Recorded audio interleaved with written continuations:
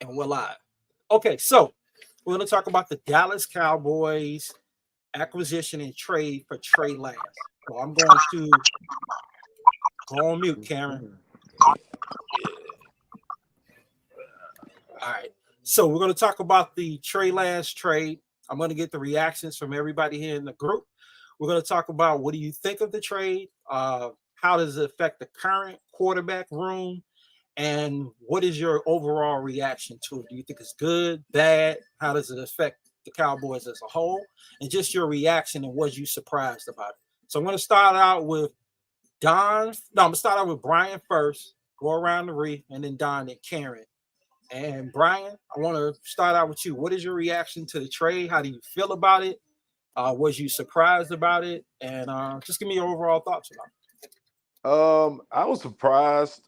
First, I mean, I was like I said, like we talked earlier. I was at work and I just seen it on the Twitter scroll, and at first I thought it was a joke, man. You know how they throw Cowboys name in anything, and so when I finally, checked what was, checked and made sure it was official, I was shocked and excited at the same time because it's not often you get a top 3 pick with his potential, for a 4th-round draft pick. So I like it. I think it quarterback room a bit. I haven't been impressed with Will Greer at all. He's been kind of shaky. So I just think that, bringing in Trey Lance, with his limited experience, but his tremendous upside, it makes the room a little bit better. So I'm on board with the pick. I like the trade. Okay, so you give it from a grade to 1 to 10. What would you grade? 8.5. All right, I like that. I like that. All right, Reese. I do know in the DMs you did not think it moved the mark, but elaborate. Here's a chance to elaborate in complete detail, uninterrupted, no DM limits, no DM bans. Tell me how you feel about the acquisition of the trade. Well, my biggest thing, I'm not mad at the player. I mean, he does have his flaws as a quarterback, but he is young. He only started 8 games. He really hasn't got really any, like, I would say, like, true, like, NFL experience.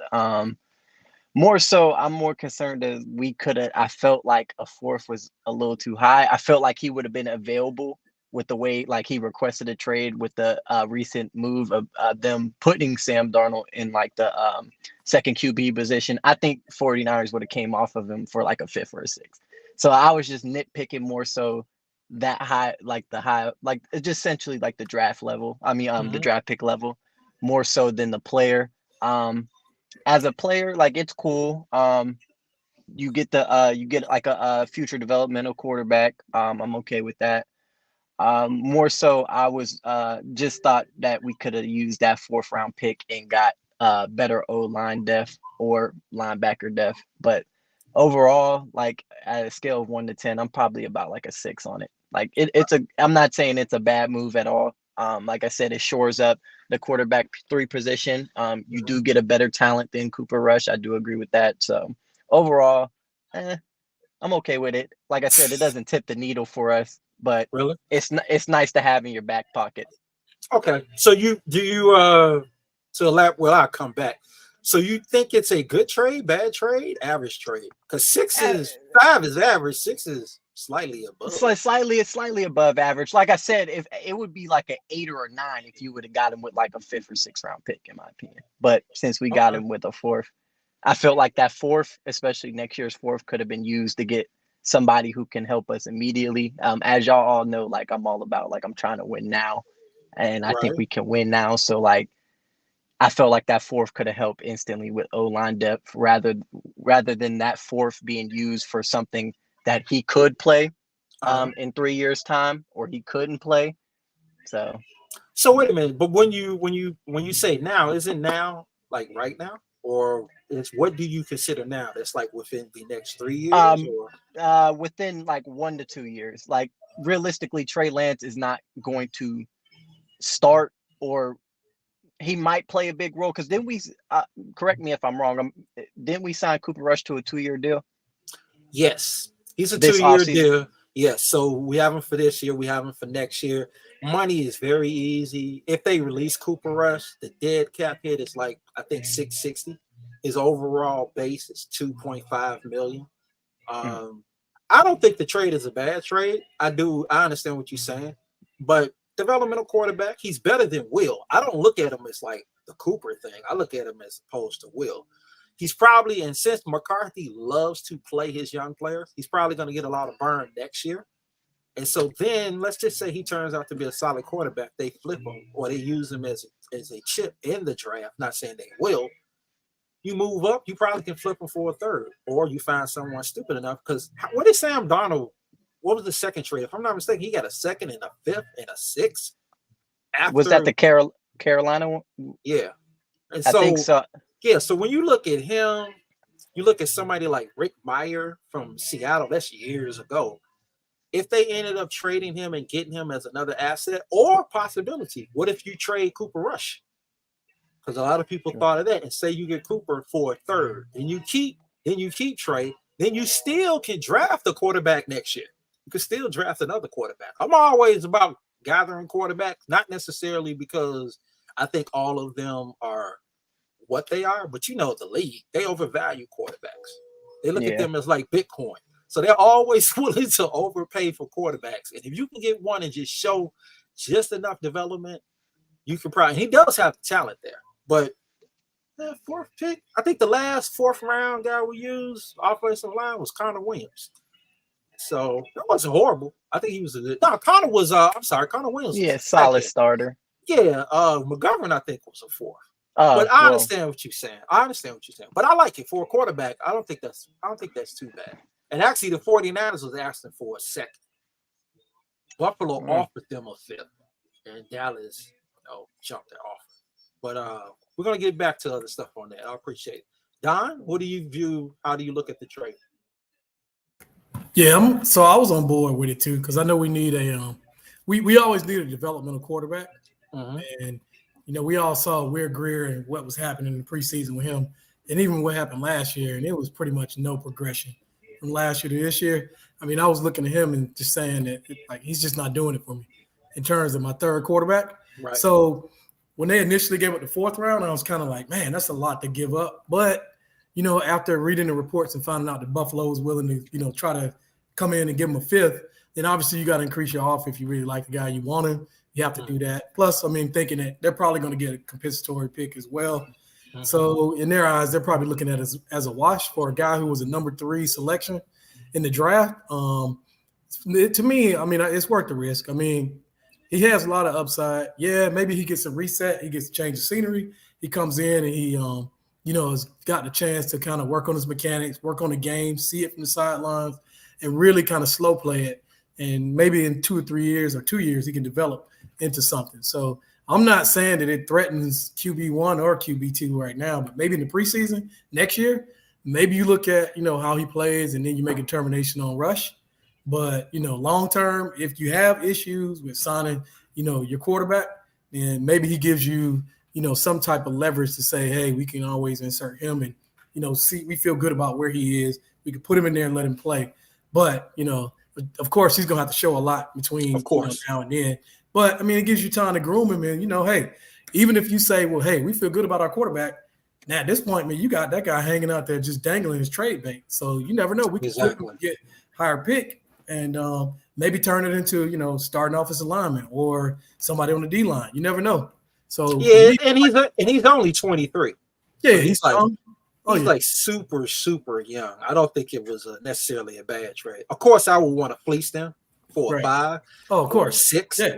But a 4th, and considering if Dallas is going to go where they're going to go, it's not going to be necessarily a high 4. Now, if they had traded a 1 or a 2, I'd have been like really upset. So you're probably looking at, like you said, late round 4th taken, which is technically a 5th if you think about it. So I mean, it does give them options though, because right now, as of yesterday, before the trade, we didn't have any options. We were like, man, Will Greer is going to get cut.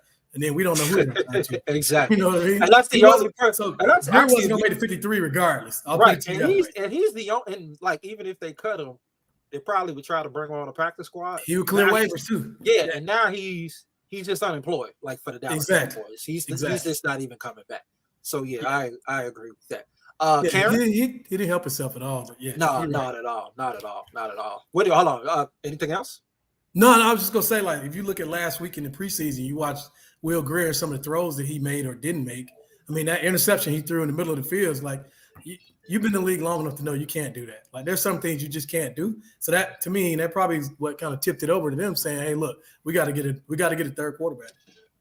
Very true. I'll ask you this. I ask you, and I'll go back around. Just from a talent standpoint, not necessarily him playing quarterback, but just his physical talent traits. Oh, of course. Do you think he's the most physically gifted of all the quarterbacks? I think so. I mean, I think he's obviously at this point, he's a much better thrower of the football than where, say somebody like Dak was when he first came into the league. And even now, I mean, Dak's gotten better, but at this point, you're looking at, just raw talent. He's got the talent. Now, I got to look at his mechanics again because I think his mechanics to me, they looked a little bad when I was looking at Lance. Yeah, if you look at the QB scout that I put it on DMs a little earlier, he goes through things with his mechanics, and he's talking about it at times when he steps back like he's doing a 3-step drop. Instead of playing when he hits that foot and ripping it, he'll go back and bounce, and now he's throwing all the mechanics off the ball. But his throwing motion overall, I got to go back and look at it and just look at it again. When I saw it, I was like, that looks a little different. But again, a lot of that may be, now he's trying to think too much, or he's just really trying to process things and trying to go through his reads and progressions, and instead of, like you said, just letting it rip. Exactly. So, but I think in terms of being physically gifted, he's probably the most talented at this point.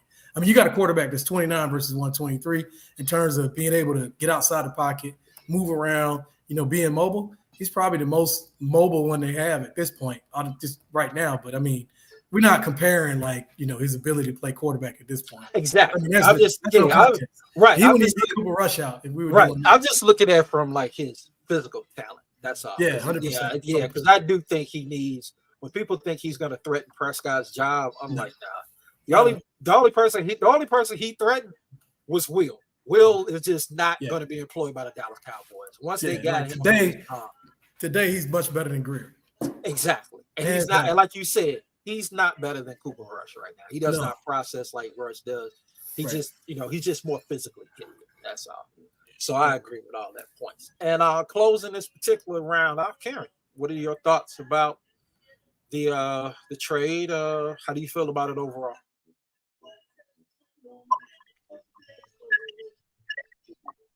I'm okay with this trade. We needed a developmental quarterback. So, and as you guys mentioned, he's more talented than what we have in the quarterback room over both Will and Cooper Rush, and as an older Dak. So yeah, he's just still really raw. He's got very little actually playing experience because of the change of coaching and also his injury. So that could be on the road since he's not really going to be playing anytime soon. It's not. And somebody mentioned earlier about the 4th round pick, the last one. Our last 4th round pick was actually Dak. So, and he wound up being a starter. So I know you guys said Connor Williams, but actually Dak was even earlier or more recent than Connor Williams was. So, I mean, when Dak was drafted, he had 2 quarterbacks in front of him. So I'm okay with the 4th. And this is also because I think he was overdrafted anyways when he came out. So I don't think we really gave up that much. And okay. So even if whether we flip them down the road or send them down the road, that's something to worry about down the road. He still needs to be groomed. So I agree. So here's another. Are you done? Is that your thoughts? Okay. Yeah. Here's the question. Now, with this being the case, how do you think this changes the overall 53 of the roster? I'm gonna go in the reverse. I'm gonna go with Don. We're gonna go back around.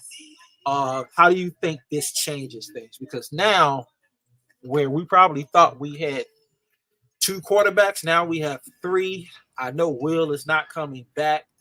How do you think this impacts the selections of things in the roster? Do you think there are going to be some guys that are going to be cut, or a particular player is going to be cut that we're probably going to lose? And if it is, who do you think it is? I know we haven't did our overall 53 of it as of yet, but we definitely know they're going to keep 3 quarterbacks on the roster. Yeah, I don't think it. So because of the new rule this year, I don't think it affects the 53 as much with having him on there.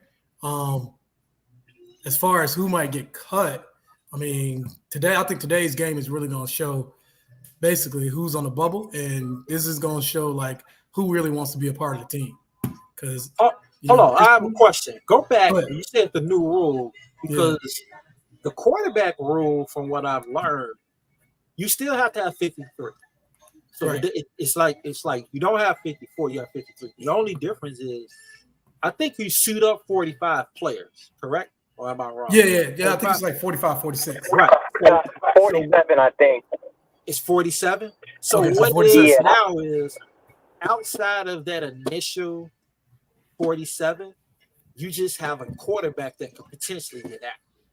So at the end, it's still going to affect it because you still have to get 53. Like, it doesn't change. At first, I was kind of, I didn't understand it at first. At first, I thought it was like, well, you have 53 players and then an additional quarterback. Yeah, I must have misunderstood the rule too. But when I looked at it, I was talking to Karen earlier, and I looked. The thing is, you literally you still have 53. So he still counts as part of the 53? Right. Yeah, I mean, in that case, I mean, obviously it's going to affect it because you can't go long in a certain position. I mean, what position is that going to be? It depends. So he might push. I don't think Lipke was actually going to make the team. So he might. It's like a guy like that or your 6th receiver. You mean Hunter?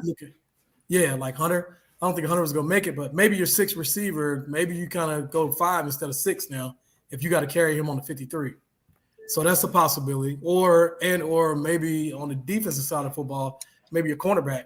You know, maybe when you get around to those, maybe they kind of look at what they do there. But it just depends on what they do at other positions. But I think for me, I probably would look at carrying 5 receivers instead of 6, and then he's on.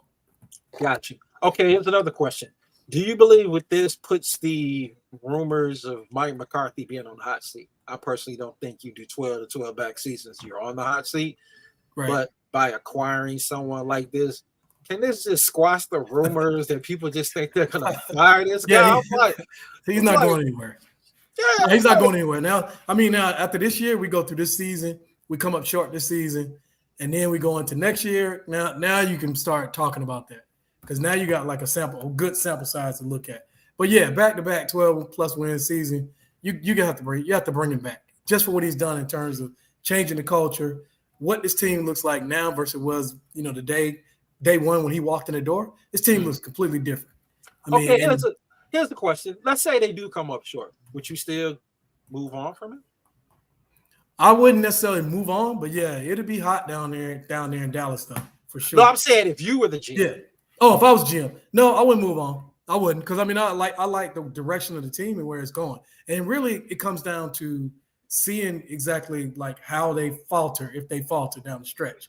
So if it's my quarterback, then I mean, that's something I got to ask myself. Now I got to start looking at personnel.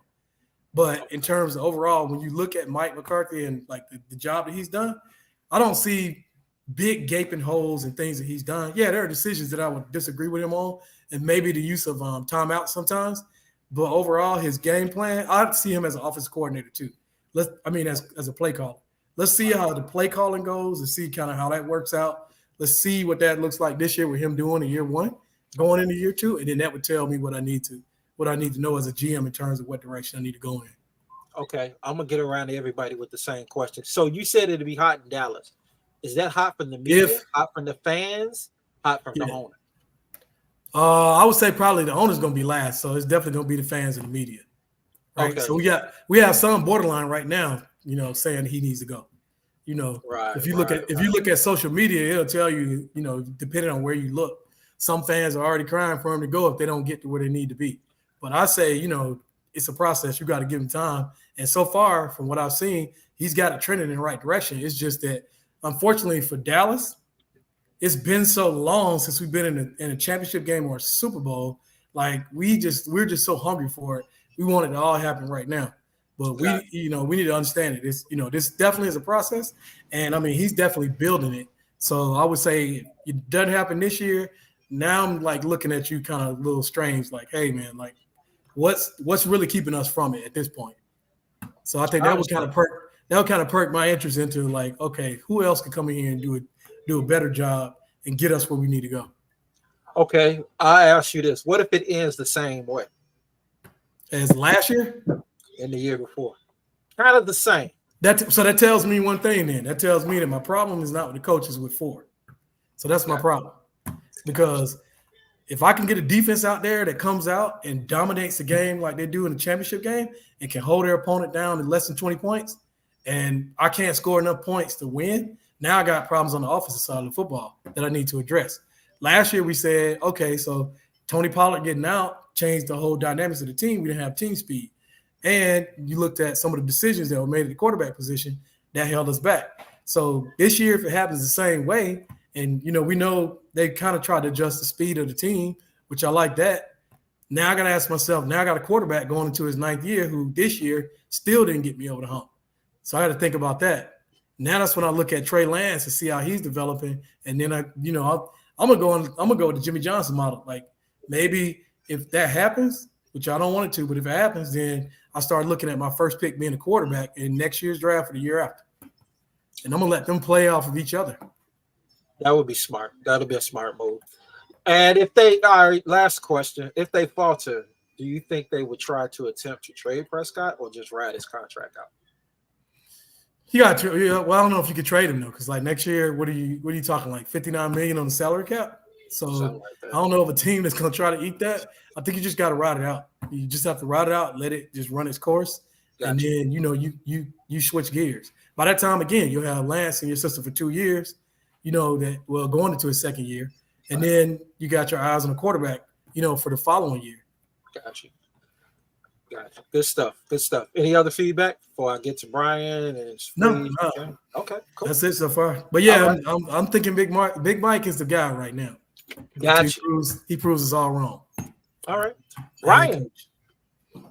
Thoughts? Mike McCarthy, staff, Dak Prescott, Trey Lance. Overall, everything that we talked about. How do you feel about Mike as a coach?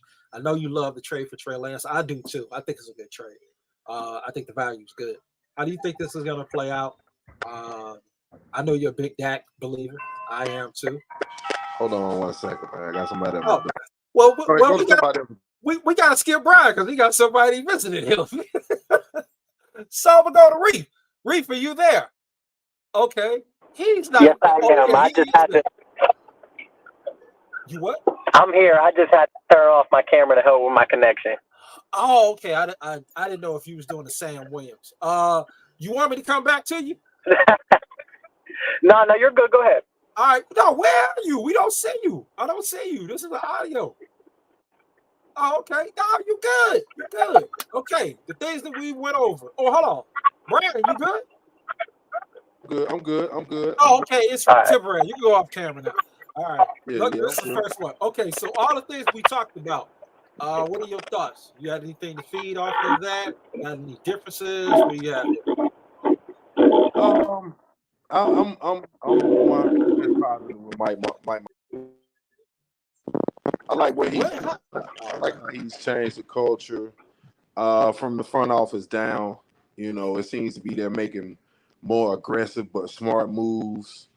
As I think the acquisition of Trey Lance is aggressive and smart. You're setting yourself up for the future. I don't think it's a lot of leverage with Dak, but I do think.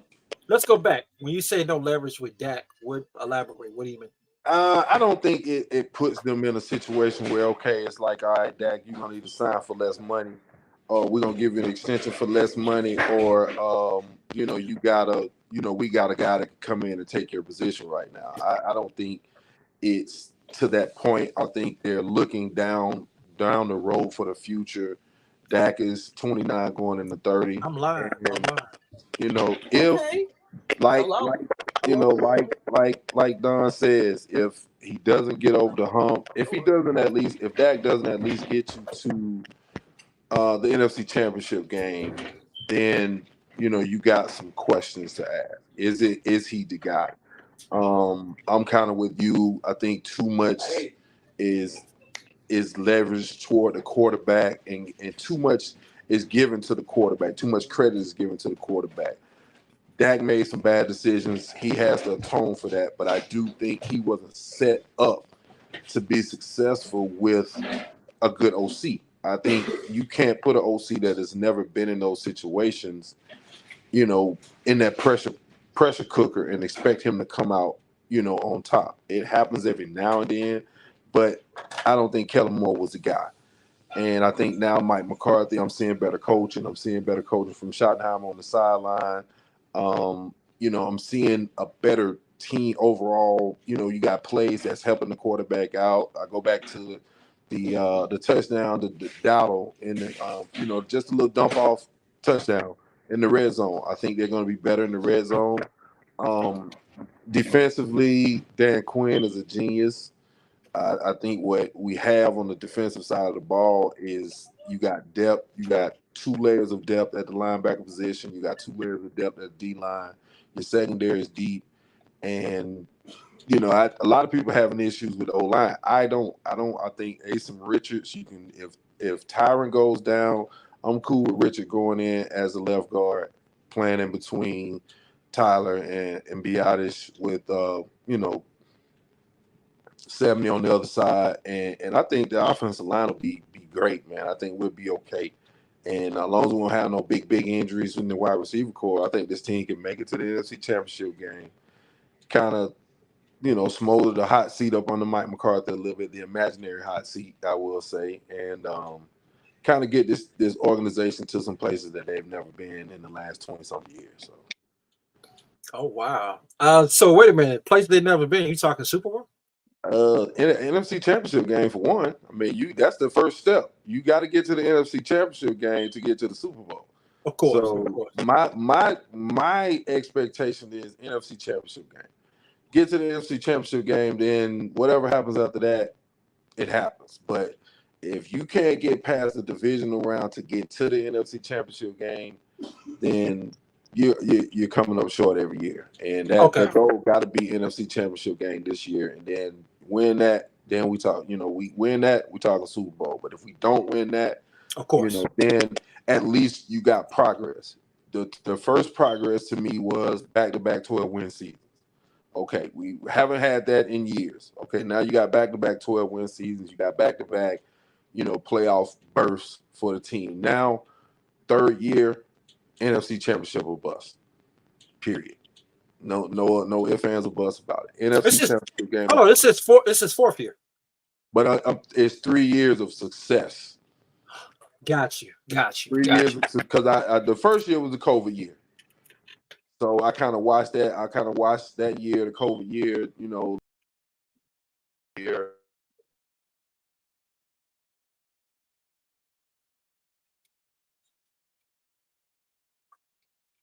Your audio, Brian. I can't hear you. Your audio. We lost the audio. Can you hear me? He's froze. Oh, did he didn't freeze on my end? But yeah, I can't hear the audio. Yeah, I can't hear you. Yeah, we still can't. Yeah, can't hear you. Can't hear you at all. And I know you're not on. Hold up.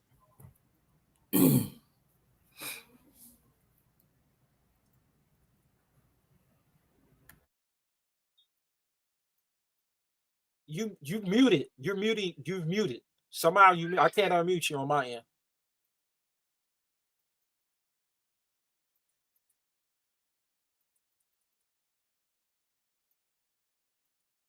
We got some technical difficulties here. Well, ain't no major. Can you unmute yourself?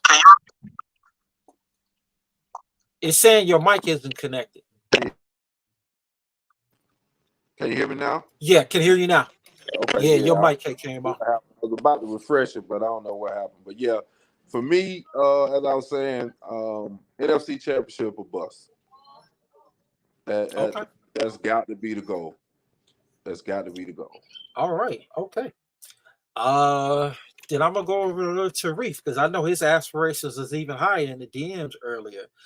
Tell me how you feel about McCarthy, aspirations for the team, standards. How far do you think they can go? Does this team have any weaknesses or perceived weaknesses? And what's your own personal expectations for them? Well, in terms of McCarthy, McCarthy has been like really good for us. Like, in terms of what we had to deal with Coach Clapp, I would say this is like a significant upgrade. Like you guys have mentioned before, like the 12-12 back-to-back winning seasons. That's a very good standard to set. I think we go like 3 times double-digit win seasons, if not like another at least 12 win seasons. So.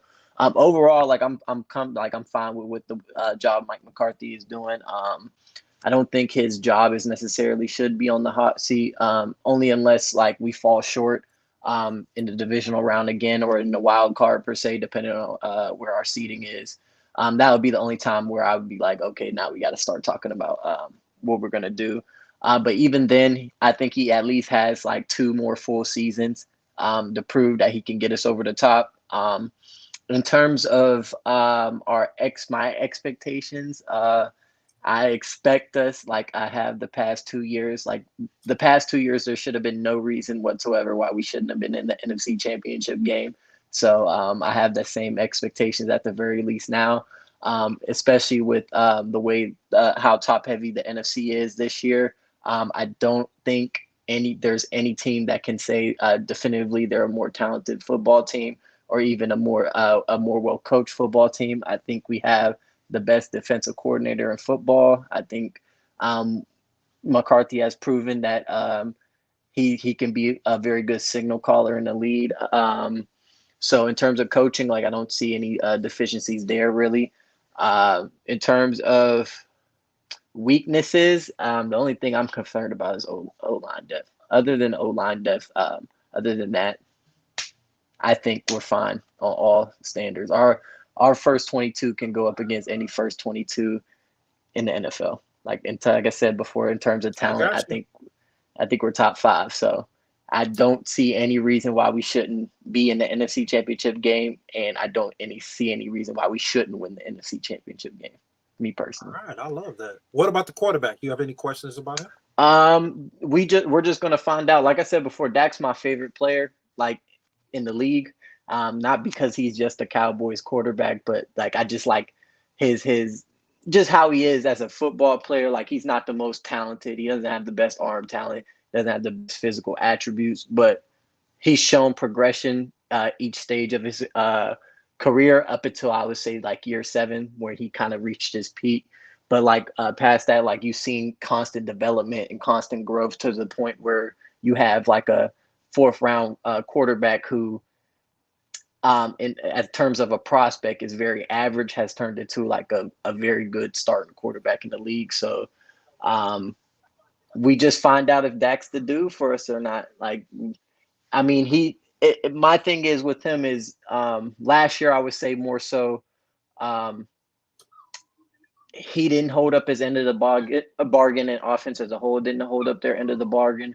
The year before that, I would say like as a team, mostly just discipline-wise, no one held up their end of the bargain. It was a complete team failure in 2021.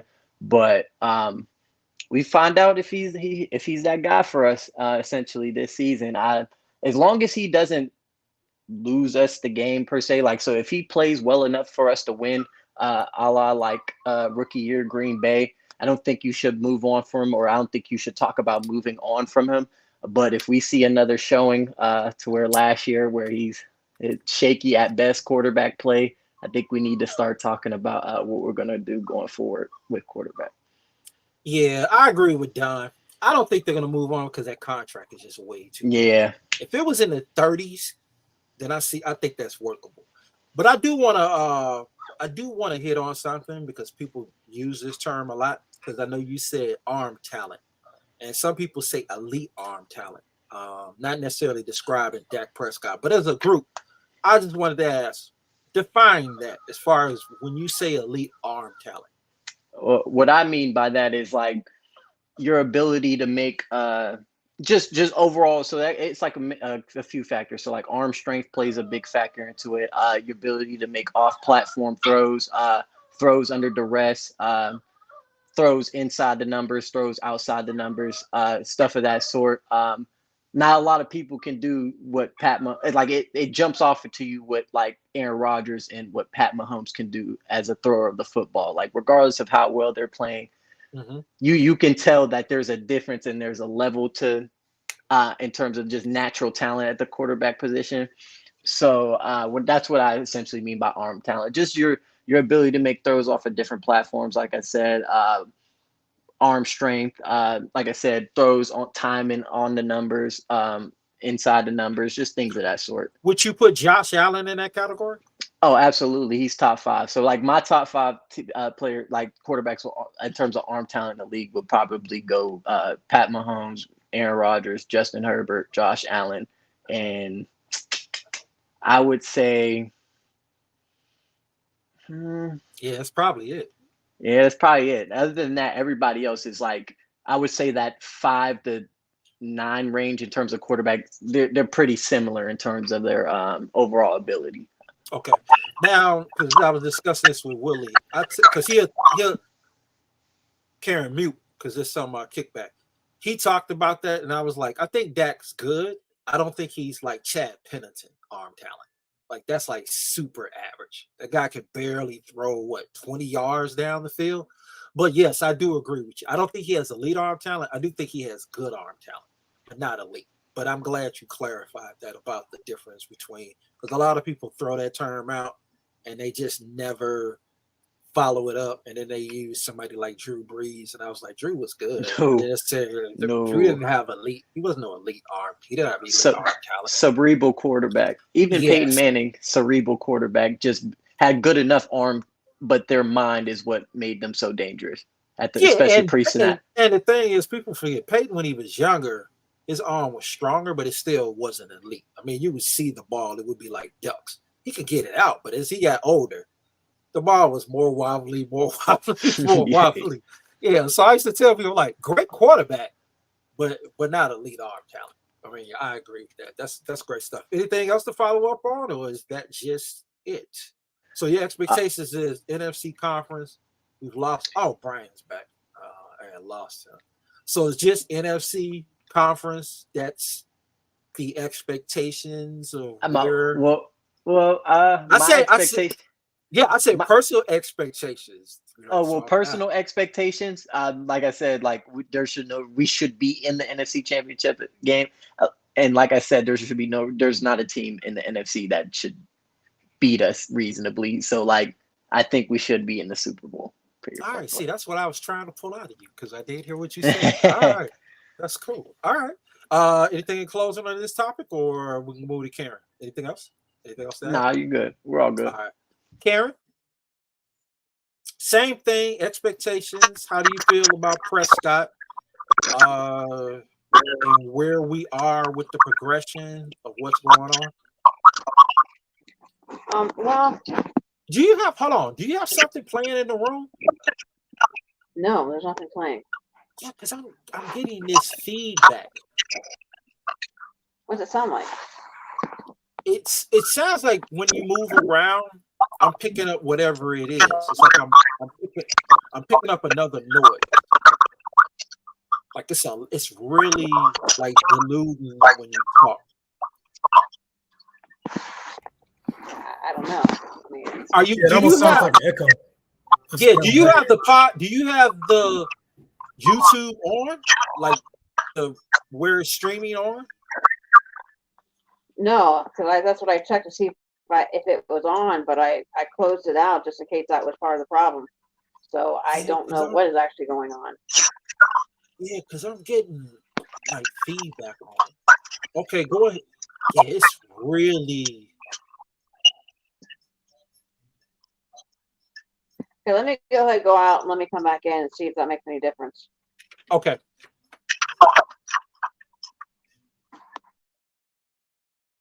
Yeah, because I'm picking up like really bad kickback with the audio. Bad kickback. Yeah, it sounds like she has a scanner or something in the background. Like you can actually hear, like when she talks, it seems like it's somebody else talking under her. Exactly.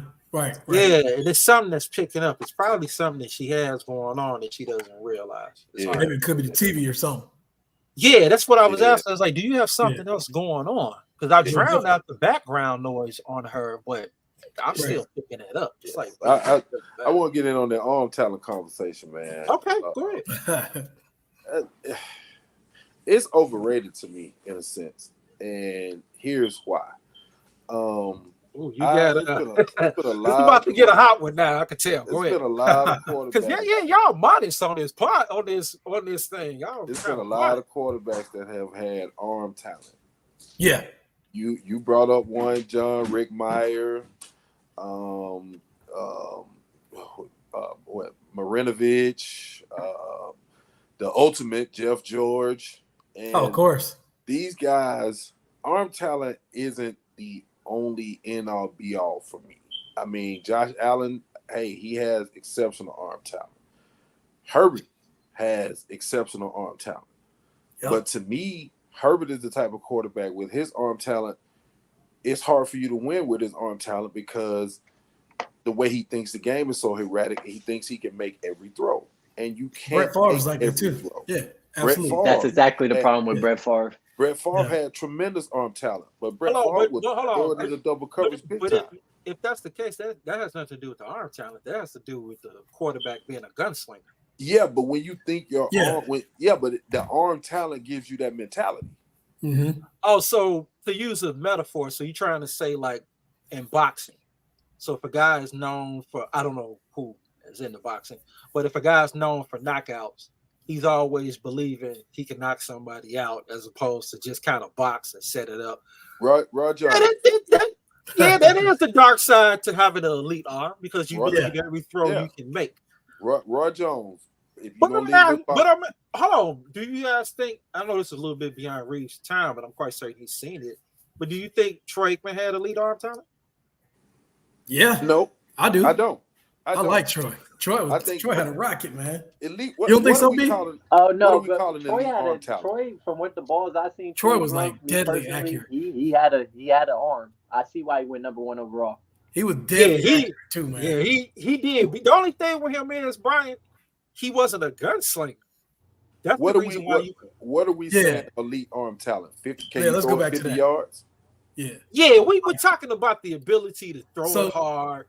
Like we said, platforms. I've seen Troy throw the ball 50 yards effortlessly. Like it just slings off. Michael Irvin said Troy's balls was so hard it would rip the webbing in their fingers. That you got to be throwing the ball ridiculously hard if you're doing that to people. Yeah.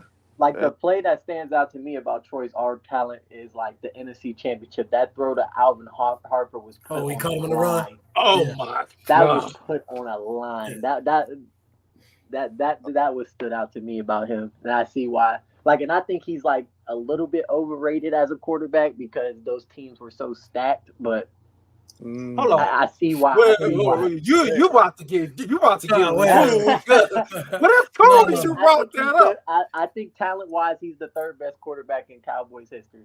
That's for me personally, though. Wow. Who do you have behind? Just talent-wise, not in terms of who do you have behind? And you Who's third? Who's more talented than Troy? Yeah, who do you have? Oh, Tony and Roger. Roger was crazy. Tony? Roger was way before his time. Roger was way before his time. No. I'll do this. I have it too. I love Roger. I think Roger Staubach is a great quarterback. But Troy Aikman is the gold standard. Roger's the silver. Tony is not even on the stage. He's not even on the stage. But are we thinking that because of playoff success or just off just overall pure play? Overall. No, I'm just talking pure play. I'm not talking put it to you like this. Put Troy on the same teams that Tony Romo played on. Like that championship game that Tony Romo played against in the Giants. What do you think Troy would do? Troy Yeah, would light him and up, then- man. What do you think Romo would do Put with Tony, with yeah. four? But I mean, you know, come on, offensive man. Like you linemen? throwing the Michael. You throwing the Michael. Hold on, You wait a throwing the minute, playbook. wait a minute. Troy did play with. I mean, Romo had a stacked offensive line in 2014. Not until 2014. Before that, the best line he had was 07 to like probably 09. From like 09 to like 2014, the line was offensive pretty line good. was garbage. Hold on, which offensive line was garbage that you call? Go back. I want to make sure I'm hearing Basically you. like 09 to 2014. I would say like 07, 08 is when you still had Garrard, Leonard Davis. Hold on, wait a minute. So you said, Roselle. hold on, the 14 team went to the division. Yeah, no, I'm talking about. No, in he said up between to that 12. time. Oh, I'm okay. talking about in 12. between that time. Yeah, So yeah. like, I agree with you on there that. was a reason why he got his, you know what I mean, he was going through so much, getting punctured lungs, broken clavicles, and all that. Like he was going through it in the early 2010s. And then that's why you got Tyron Smith, and that's why you drafted Zach Martin, and that's why you drafted Travis Frederick in 2013. So they basically rebuilt the O-line through his prime. Yeah, that's true. But when you go back and look at Troy's offensive line, none of them are first rounders. They're like offcasts. Troy got beat down. One of them from my hometown, Mark Stepnowski, he's from Erie, and regardless, they turned out to be pro. Oh, he's a pros. beast. No, he's a beast. I mean, they are. I'm just saying that's sacrilege of what you just said. If we was in the same room, you would get hung. Yeah, man, that's blasphemy, man. You can't do that. So you if cannot put Dak, Troy at number 3. if Dak gets the Cowboys to the NFC Championship game, does he pass Romo? Absolutely. Yep. He's been, in my opinion, he's been past Romo. I guess. Okay. Talent wise, I mean, does he pass? You talking Romo? talent wise? No, not talent wise. Like I said, I think Tony exactly. Romo there's a reason why Sean Payton tried to take him with him to New Orleans before he even tried to get Drew Brees. Like, so that to me that sticks out. And then just looking at Romo as a thrower, Romo's up there as a thrower. I think Dak is more talented than Romo. As a runner, maybe, but not as a thrower. As an overall quarterback, and here's my reason why. He's been more successful in a Romo offense than Romo was in that offense. Dak has had more more winning seasons where he's won 10 or more games than Romo had. Romo was 8-8. Romo couldn't get over the hump in the regular season. Not that we talk about Dak getting over the hump in the playoffs. Hold on, Reeve. I'm gonna be like, to be fair. Let's be fair. A little bit of fairness. I'm gonna be fair on both sides. So we're gonna go with Romo first. The difference I do look at Romo's development and Dak Prescott is this. So remember when Romo got drafted, he had Drew Bledsoe in front of him. Yeah. Remember, let's just not talk about Drew Bledsoe. He had Bill Parcells. He had Sean Payton. Dak didn't have that type of development.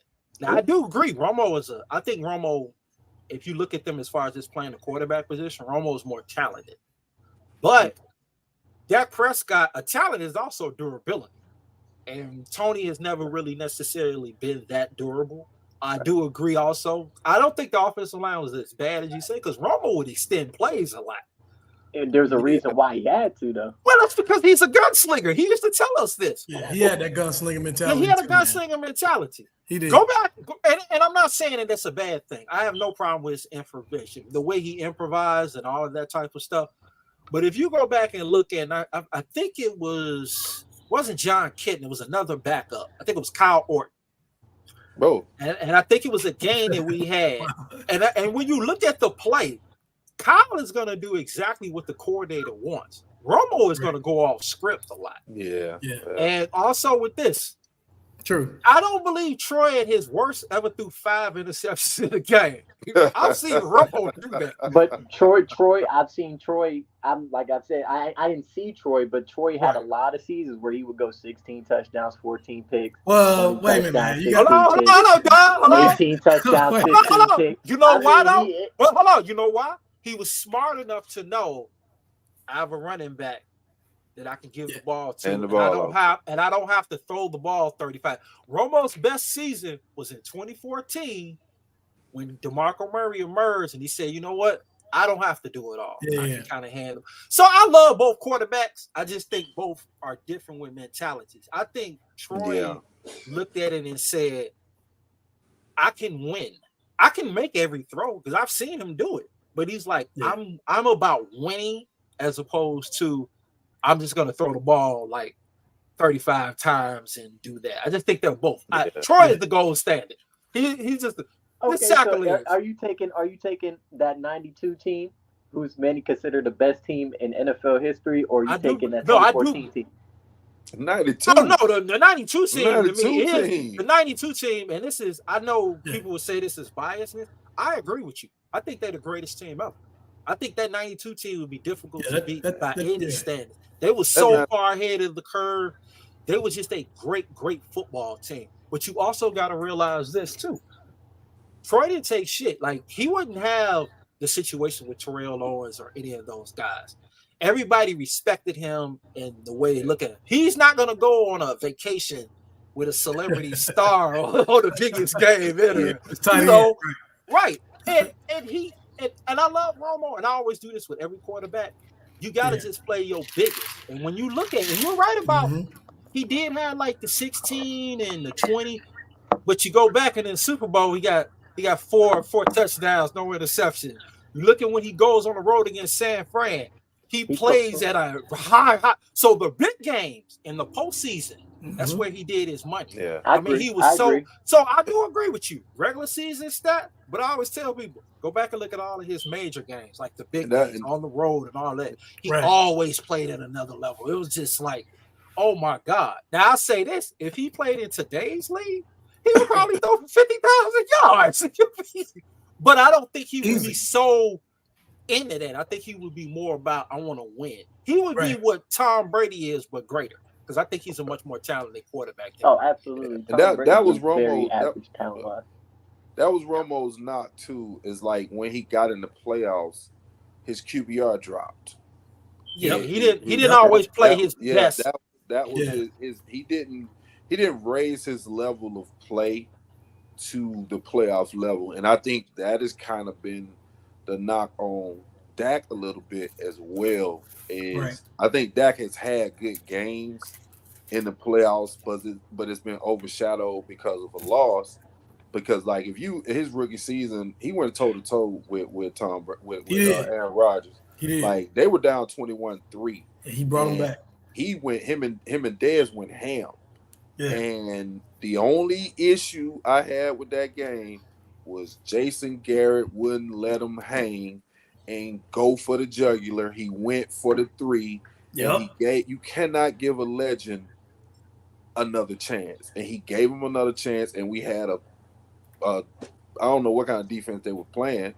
You know, we was playing a bend but don't break defense. But you got to go for the win. You got to make Aaron Rodgers drive the length of the field to score a touchdown. But I think the game plan was wrong. The Packers had one of the worst running defenses, and we had a stud of a running back.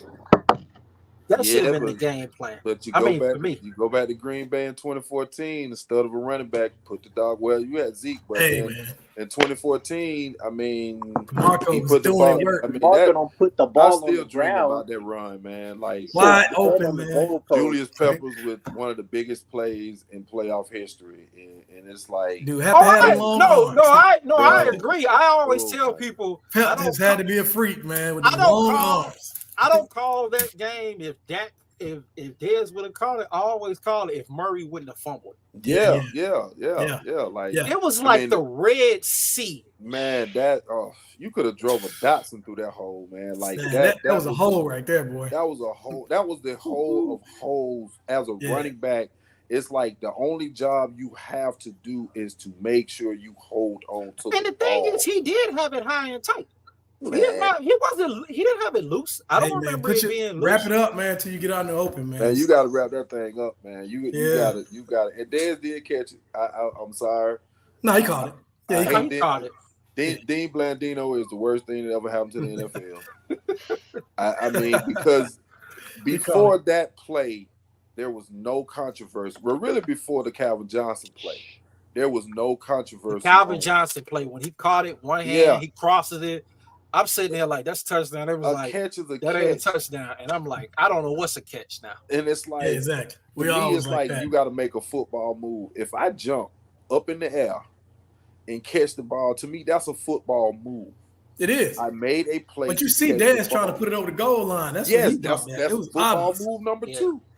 Yeah, the first one was the catch. You're right. The first one was the catch. And if the but hold on, Brian. We don't want to get on that. We get back to Reef disrespect to Troy Aikman. That's what we're gonna get on. No, he ain't getting off this. Yeah, you can't get up on that. Sitting here like, I don't believe you put Troy. So I'm gonna let you have I'm gonna let you have the floor and indicate to us what do you mean by him being third. I'm not going to interrupt you. Hey, but hold on. Before you go, man, let me say this real quick. Hold on, Reed, before you go real quick.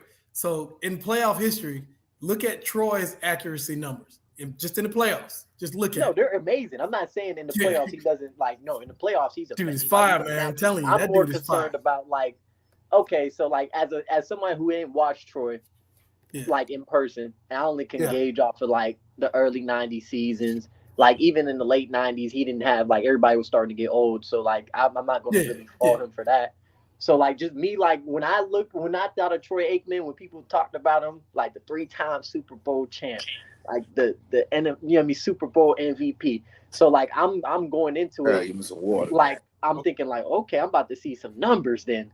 We got Michael Irvin, we got Emmitt Smith coming out the backfield, we got Alvin Harper on the outside too with them, we got Jay Novacek. I'm thinking he's gonna put up some numbers, and I see 2,500 yards, 16 touchdowns, 8 picks. That's his of course, man. Hold on. Yeah, I mean, the offense, the offense was different. I do watch him, and as it's more so. I think it's more so me. I think Tony Romo is a very, very talented quarterback. I think that's just my opinion. I get it. Troy does have offense too, man. But Troy does have numbers. 13-3 season, 3 Super Bowls. He was 10-1 in the playoffs. Super Bowl MVP, right? Yeah. Hey, but you know what? If you look at the offense, man, listen to the guys that played with him, and they talk about his offense, how they ran offense. So they used the pass to set up the run in their offense. So what they would do is they come out, they throw early, and then the rest of the game they sought the game. They just had 22. Or like Jimmy said, he said it's up to you. You want the quick death? You want to blitz us, or do you want the slow death and back off us? Yeah, so that's kind of how they did it. They didn't come out just throwing it across. But you know what? I'll help you. I'll find some early, because I should have some. I think I got whole games on my database. I'll show you some games before they actually got good. He has a game against Dan Marino. He threw for 450 yards. He was just going blow to blow with him. But I just don't think that was the way to win. I think that's not the way they played offense, man. Yeah. I mean, everything's centered around 22. Like that when you got, like I said, 4 All-Pros and then a Hall of Fame running back in the backfield. You do not throw the ball. With a fullback that would clear out everything, who was digging people out of everywhere. Yeah. So you pretty much got it all in front of you, man. 46 was killing him coming through there. Oh yeah, Daryl Moose. Exactly. So I mean, you had your pick, like he said, Jimmy Johnson said. You want this to go slow, or you want it right away. You can get sudden death if you want to, or you can just we can just make the thing just draw out more and more. So well, they ran a lot. Yeah, 8 is yeah, man. He mess with that. Different.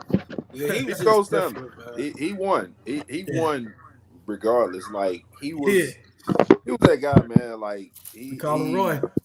And then not only that, he was like one of those dudes. He was the first overall, and he justified being the first overall. Yeah. You know what I'm saying? He did justify the first year. He justified it. Yeah. No, he justified the first year when he just got his bell rung every and that game. And you know what? And that's another thing about him that you look. I'm glad Don say that. Go back and look. He was one of those rare guys that's gonna stand tall in the blitz. He just took it. I saw him get sacked 11 times. He probably got hit.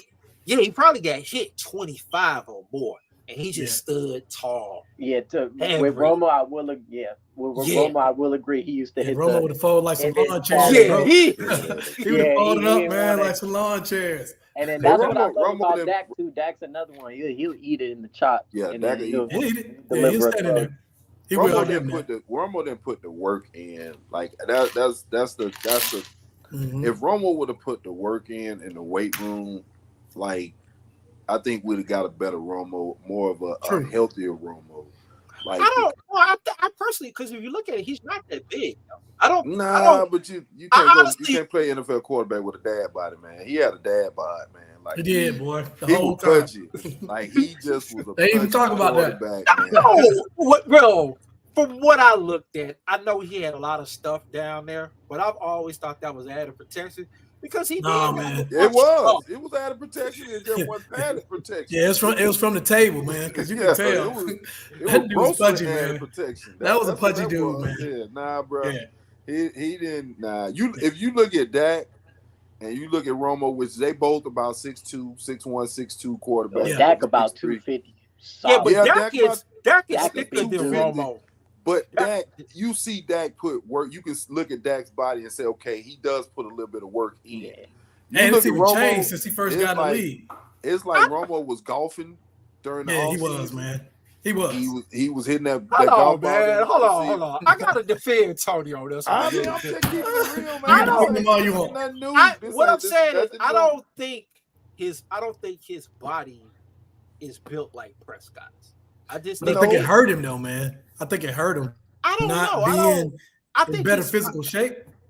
I just don't think, like, if you look at his stature, man, you look at his build. He just came out there and didn't look like he put in any work to be physically strong in the pocket. For instance, like, you know how Bill used to talk about Vinny. Like, he brought Vinny Testaverde down there, right? Vinny's a bigger dude, though. No, but I'm just saying, though, like, Bill was like, hey, I'm real big on my quarterbacks. They got to be able to squat. Like, he used to want them to squat. Right, I remember him talking about that. Look at Tony, man. How much you think Tony squatting? It looks like he ain't squatting, man. Two donuts and a cup of coffee. That's what I'm saying, man. A cup of coffee. Hold on, man. I think y'all being a little unfair with him. Bro, we being squatting, man. I just don't think that his build, because I think he is literally like 6'1", 210. I don't think he may be. Yeah, he may be. I just don't think he's a big dude. He's kind of like Drew Brees, and Drew is not 6 feet tall. But we never looked at Drew and said Drew was like pudgy or he didn't look like he wasn't athletic. Even when you look at Drew, man, you can kind of tell. Man, even here, Matt Ryan, you look at Matt, you can kind of tell, man, he put in some work. You know what? I'm going to go look. I'm not going to necessarily say you don't have to, man. Take our word for it. No, I'm going to do the work. But I just think Romo's thing also is the same thing with Prescott. I think he wasn't like a Ben. He wasn't like a big Ben Roethlisberger, somebody like that. Big Ben was just 30, 40 pounds on it. It's just that he just hovered like right on that borderline of being way like out of shape, I would just say. You look at like you think he's out of shape?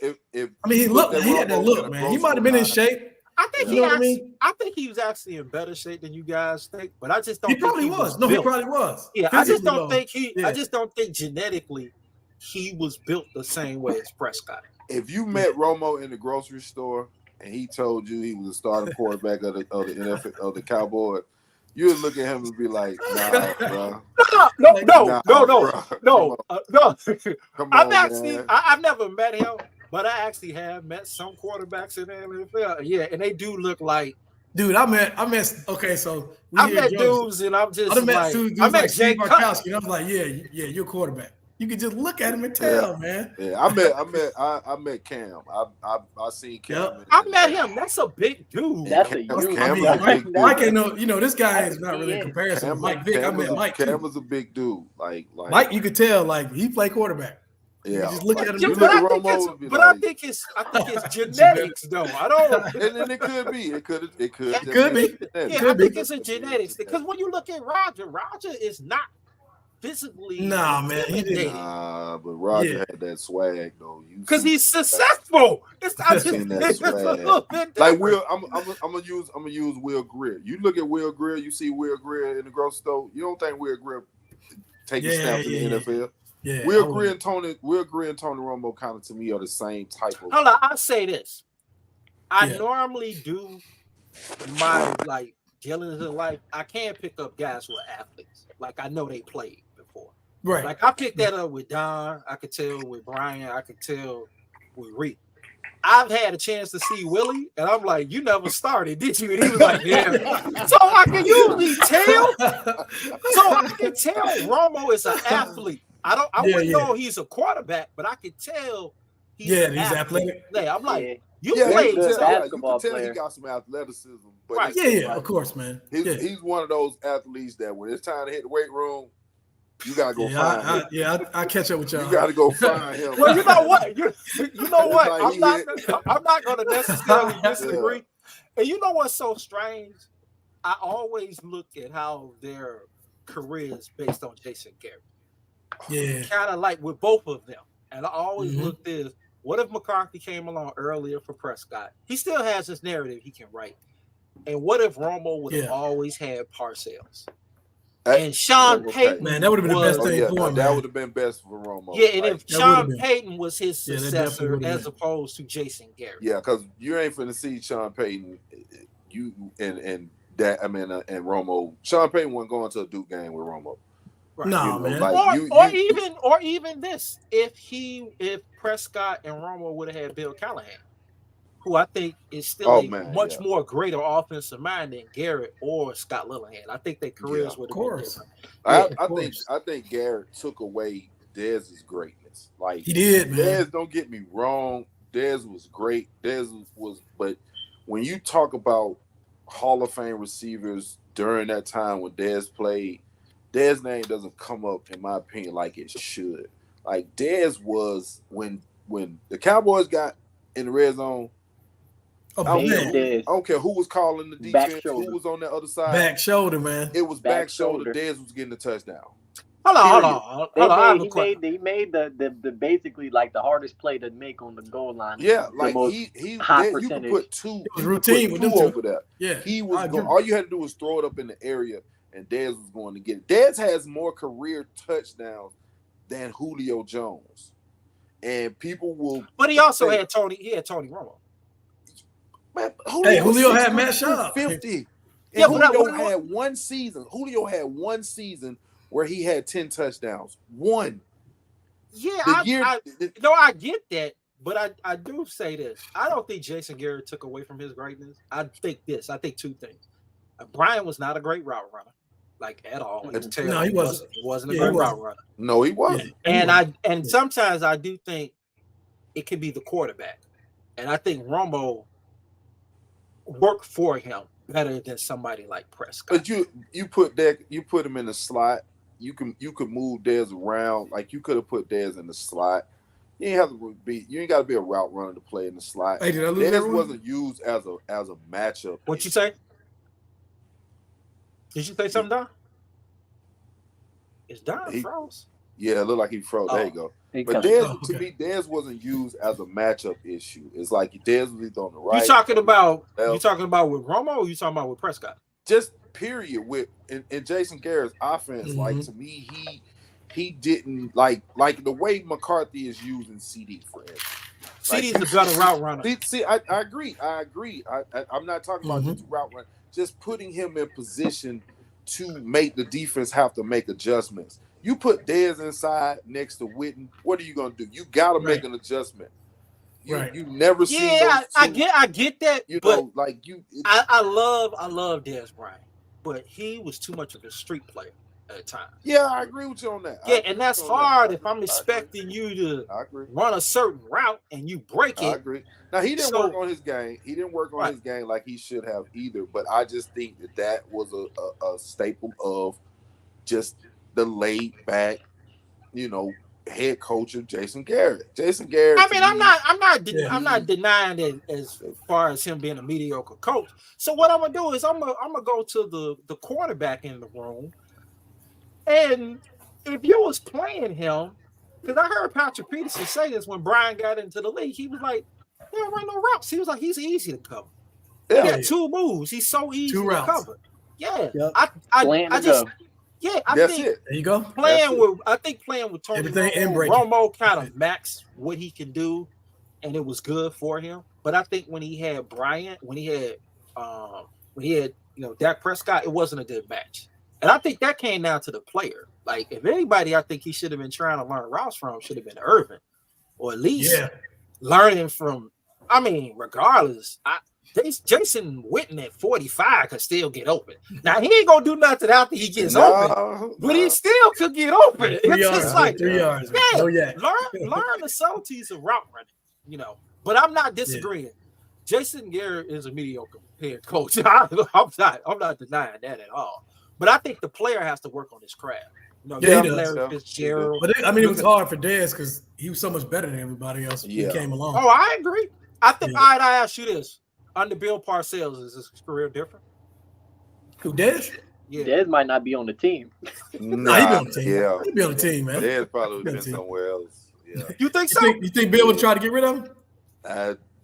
Bill would have had to get rid of him because Dez would have swung on Bill. Like Bill has certain ways. But I think I think Bill wouldn't mess with him though. I think he would have left him alone. Bro. Bill had a certain ways of getting under your skin. Like he made that mistake with Antonio Brown. He wasn't gonna do that again. What's the guy? What's the guy that we got from the Patriots that played with Ohio State? He called him a her or something like that. Terry Glenn.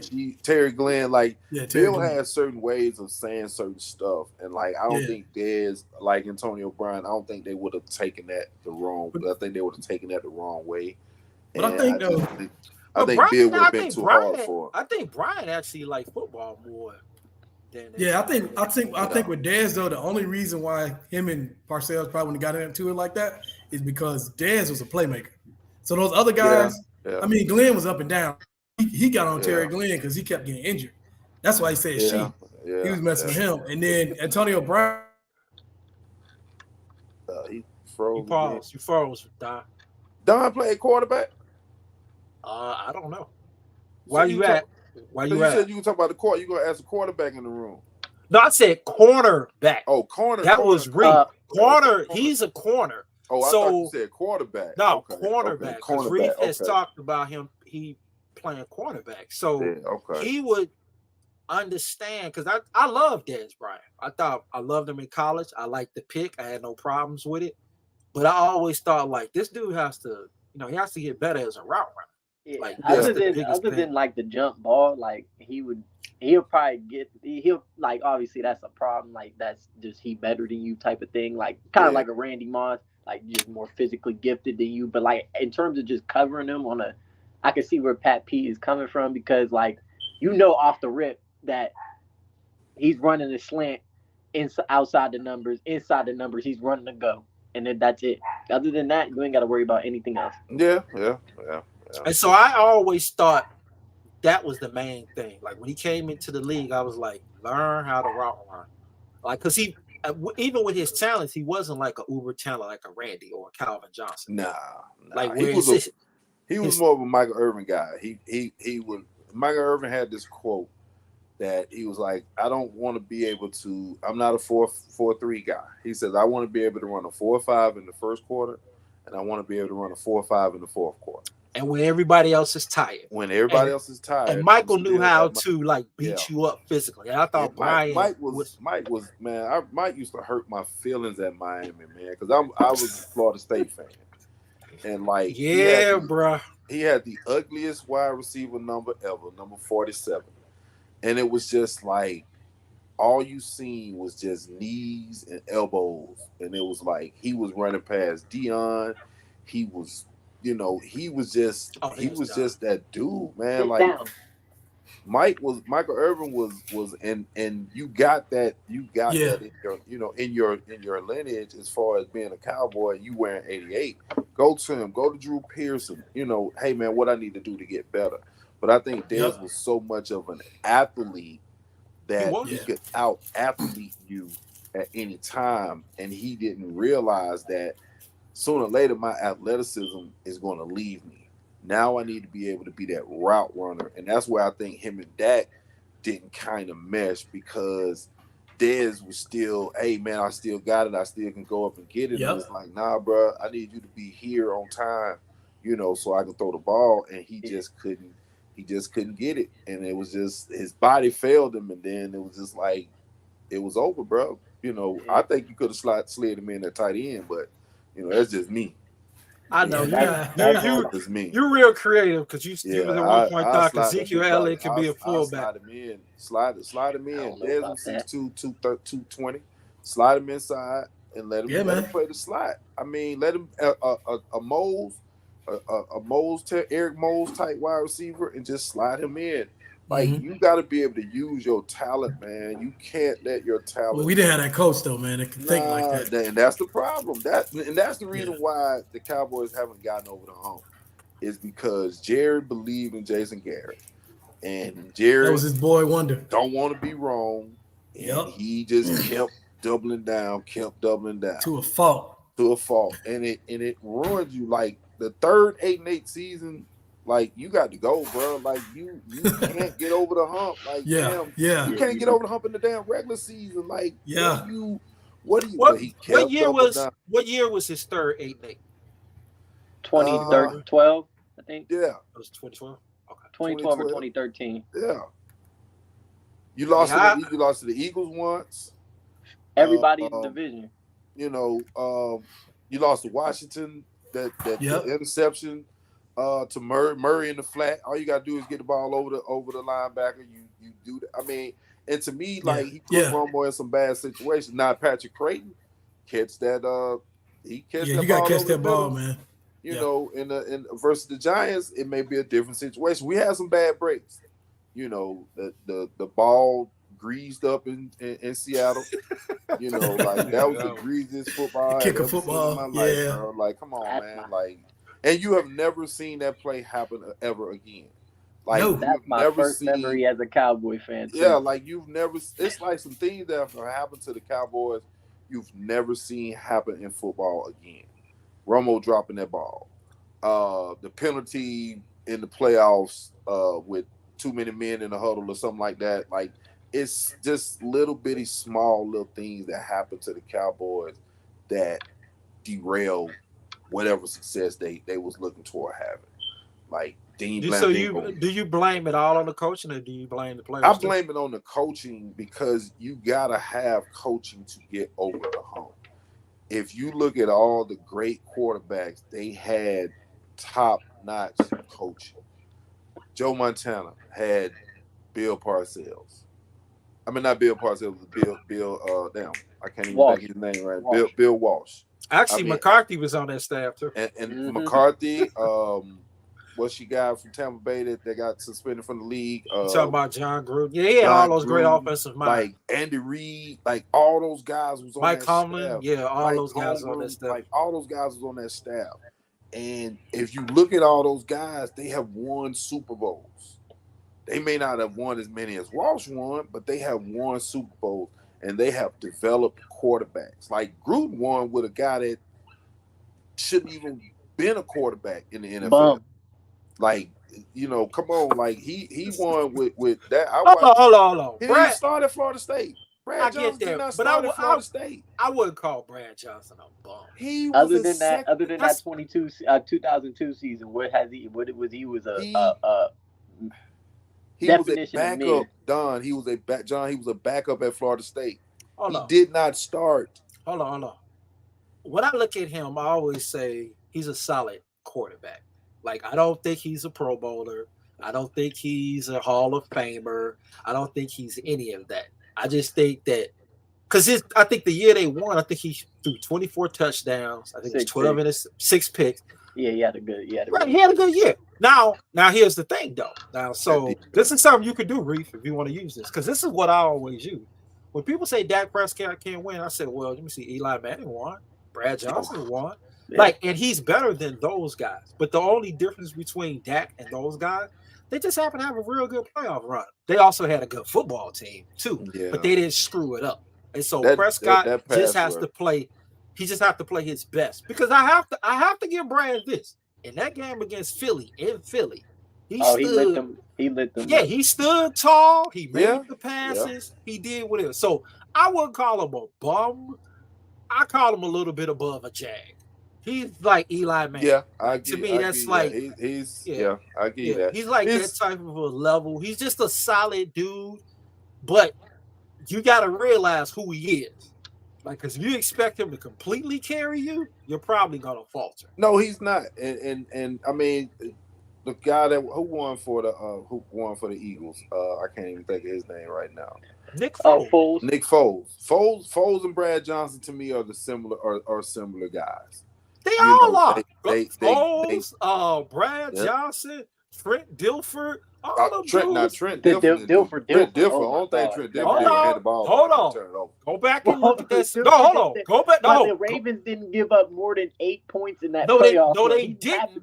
But no, he didn't. Know what he had to do? Not screw it up. Yeah, that's still a skill. That's still a skill. That's just putting it in Jamal Lewis's gut for 3 straight plays and calling it a day. No, go back and look. There were times that he hit Shannon in the flat. He hit who? Shannon. Who did he hit in the flats? You still have to make the throw though. You still have, but Shannon Sharp, man, that's like throwing the ball in the ocean, throwing to Shannon Sharp playing tight end. That's okay, one of the. Hold on. He gonna create the separation. I'm going to defend him because look at Jimmy. He had Kittles. He can't make any of those throws. So I have to still give credit a bit to what he did because we've seen guys kind of just screw it up that are better quarterbacks. So yeah, and then like you said, all he had to do, but he actually knew this. He knew who he was. I think of a guy like Ryan Fitzpatrick, very talented. Ooh.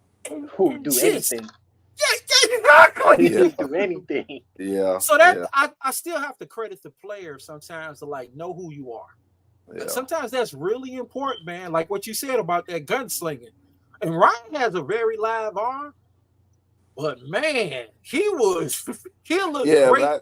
He'll look great in a game, and he will look horrible in the same game. Because with Fitzpatrick, it was like, man, I'm playing in the NFL. I'm finna try anything. It was just like that's what it was with him. It's like he'll come out sometimes. It's like, man, he could play quarterback. He could be a serviceable quarterback in the league. And then it's like, boy, he gonna Fitzpatrick. One of these times, he just gonna and it was just like a snowball effect. It would just continue to go and go. Remember when he had a good game in Tampa? I think it was the first game when they still had I forgot the quarterback they drafted. So Ryan comes out, plays a real great game, and then Bruce says he's a star, and I was like, dude, this is not gonna work. Yeah, this guy is not. This is not a dude you won't start for 16 games. You better hope you can get one good game out of him. You want him coming in as a backup. He come in, give you 1 or 2 games, and he got to be out there.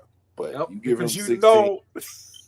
Ooh, bro. And it's been, and this is what kills me. Like it has been some bad quarterbacks to come into this league, and they have hyped these guys up. Like this quarterback list is coming out this year.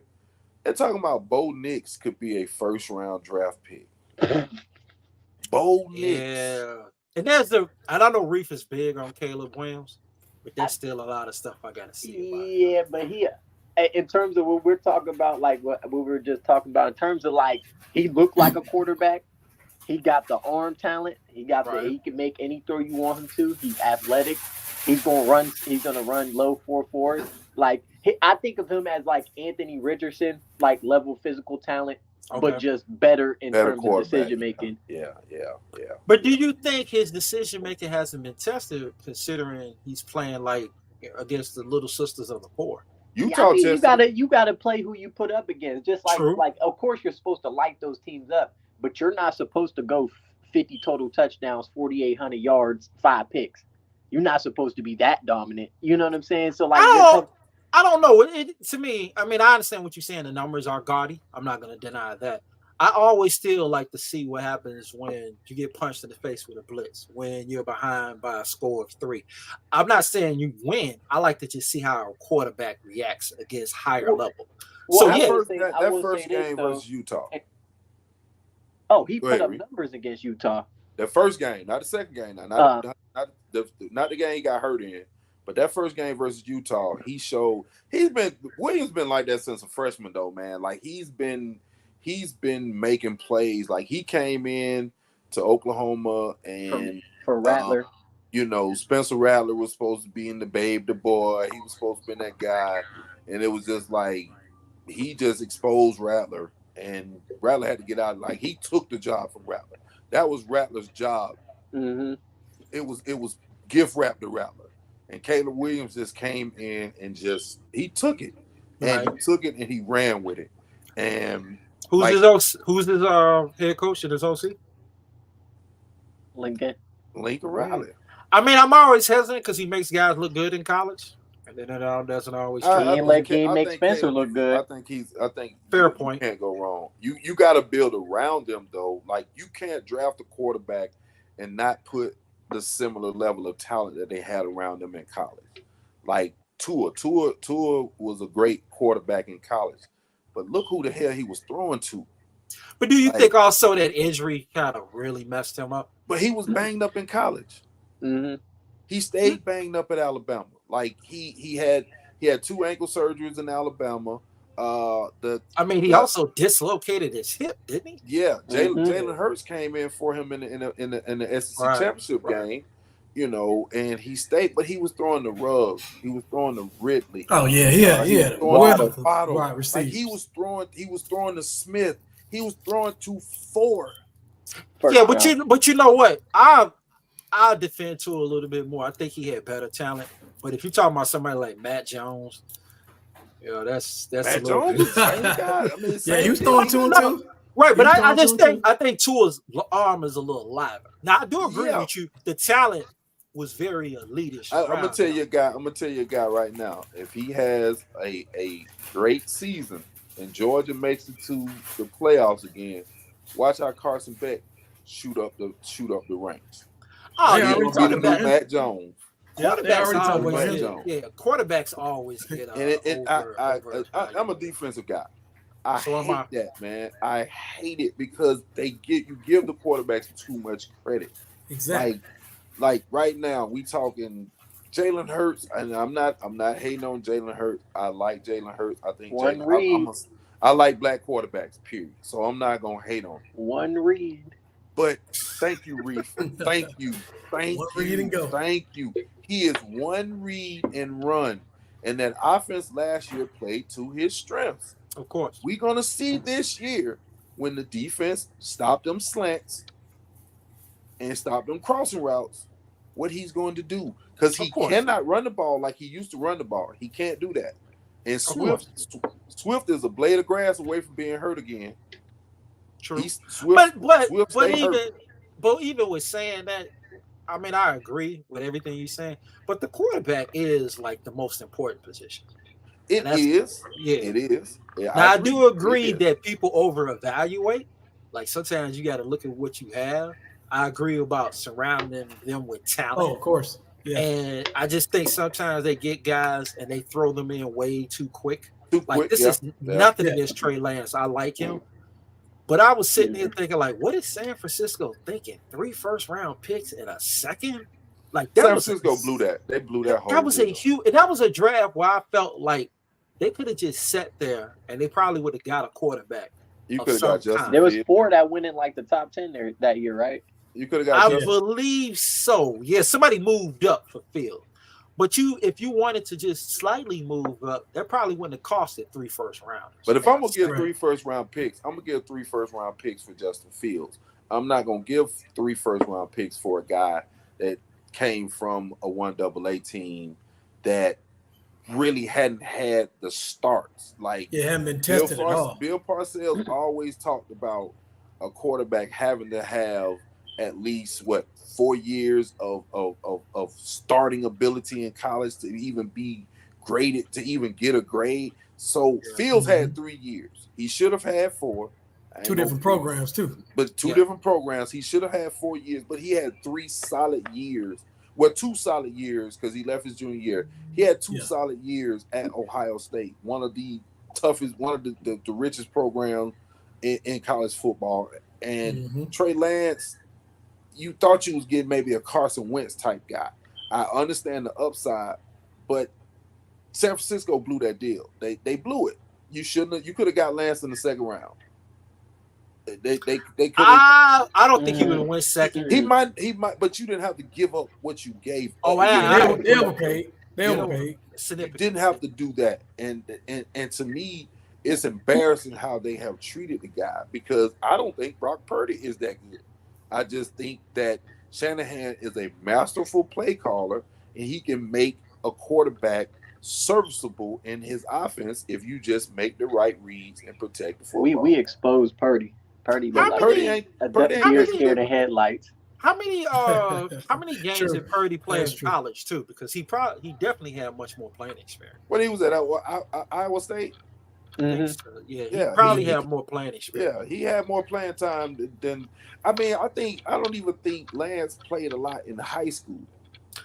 far as I last recall from high school to where he is now with San Francisco, he's thrown 650 passes. Yeah, that ain't enough to be a quarterback. That's like a season. So yeah, he doesn't have a lot, man. But the talent, the talent is there. Like you see the talent, but it's like, okay, how do we take this talent and hone it in and see what you got in him? Like, and I think Mike McCarthy can help that. I think being with Dak and seeing how Dak moves and seeing the professional who Dak is can help him as well. Because like there wasn't a quarterback in San Francisco. Like Jimmy G ain't finna help that dude do nothing. So no, I think he has two guys he can look at. He can look at Prescott. I think he can look at Cooper Rush too. Yeah, I think Cooper is not going to be a dude. That's the guy he definitely can learn from. Yeah, because he can be a dude like, look, I was nowhere. I was like literally on the street. I got cut like 3 times, and he's turned into a serviceable quarterback. So there's a lot of good stuff he can do in the quarterback room. Yeah, he can learn from. So yeah, McCarthy. If McCarthy could turn Aaron Brooks into a borderline Pro Bowl player, what he did with Matt Flynn, Cooper Rush, all the quarterbacks he's worked with, I think he can do something with like. Hey man, but y'all, you sleeping on Aaron Brooks now? Aaron Brooks went to New Orleans and he lit it up under McCarthy. He lit it up like he made his bones on the McCarthy with like Aaron Brooks. I'm not saying Aaron Brooks is trash. I'm just saying that before he showed up. If he can get that level of quarterback out of Trey Lance, then that got 4 years, and then we'll holler at you, folks. We'll bring him on in. You know, if he can get that level, if he can take Trey Lance and make him Aaron Brooks, the Aaron Brooks that we saw in Seattle, I mean, not in New Orleans, like, I'll take that. Because there's no drop off. Right. What I'm saying is he fixed Aaron's deficiencies and he maximized his talent. So I'm using him not to say he's a bad quarterback. I just thought he had mechanical problems, things like that. I thought he was coachable. So I think you have something similar. I think the biggest thing with Trey is like we got to deal with the health part. So his first year, let's just get him right physically. And let's see if we can get the benefits of that later on down the road. And it'll benefit him because Dak went through the same thing, with that ankle. Exactly. It'll benefit. I think I love the move, man. I'm not gonna lie. Like I love the move. It's a good move, man. I love it. Like just from the standpoint of trying to do everything possible to win. We have Stephon Gilmore. You ain't making that move 3 years ago.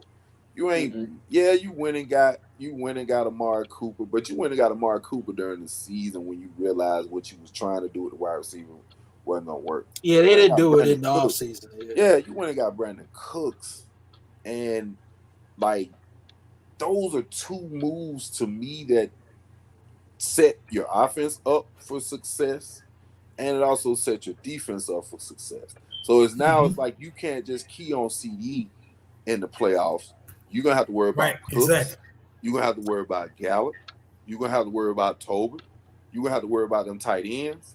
Like you gotta prepare. Like you can't just say, okay, well, we'll let CD do what CD gonna do, and then we'll just shut everybody else down. But you know what else Brandon Cooks bring that they haven't had? Deep threat. He's actually take the top. No. I mean, Stephen Gilmore. You know what Gilmore brings to the table to me? A pro in that room. A pro in the room, and a dude who's won the Super Bowl, and he understands the importance of preparation. He's been on the opposite side, where it's like, of course, I'm on a team that ain't going nowhere. Yes. Now I'm on a team that's on the verge. I'm real interested to see how big his voice is. And the sense is like, look, we can't lose to the likes of Green Bay and Jacksonville. All of these games are important to position us later on.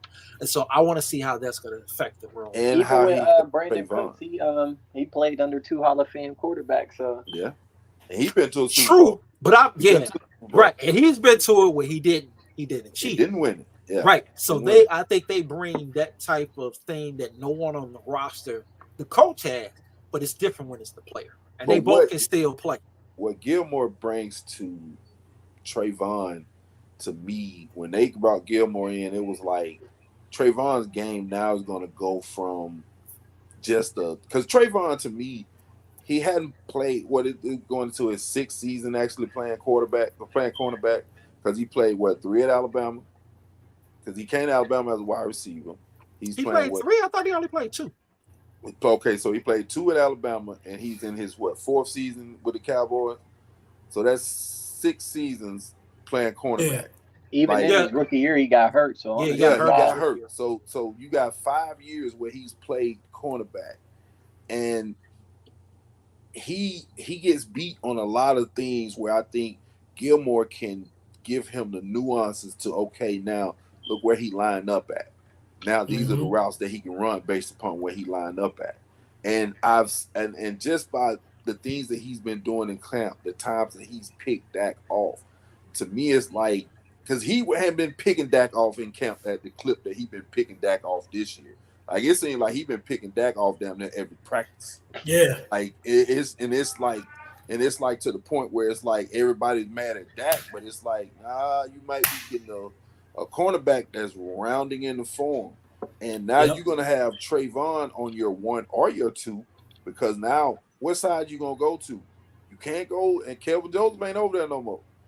You know, you got Kevin Johnson. Come on. Let's not say about KJ and the Beat Deep Quartet ain't over there no more. Yeah. Now I got KG is probably the 4th best corner right now. He and that's what he is. Yeah. He does not need to be number 2. Yep. He does not need to be that first guy off the bench. Now I got Gilmore. Now I got Trayvon. Okay, now where you going? Like, where are you gonna go? You gotta, and I got Micah coming at you. I got so you gotta get rid of it. At you. Yeah, you gotta get rid of it quick. Coming at you. I got dudes on defense that where are you going to go? Yeah. Like, where can you go? Where can you find that? Because Bland at the slot, he ain't no slouch. No, absolutely not. Yeah, he's a really good corner. So it's like I don't see no weaknesses with the defense. You got depth. Like, if Hurst go down, next man up. Yeah. Now we lose Micah, then we got a few issues. But if we lose D-Law, I don't know about Sam Williams. Like, Sam's gonna be all right, man.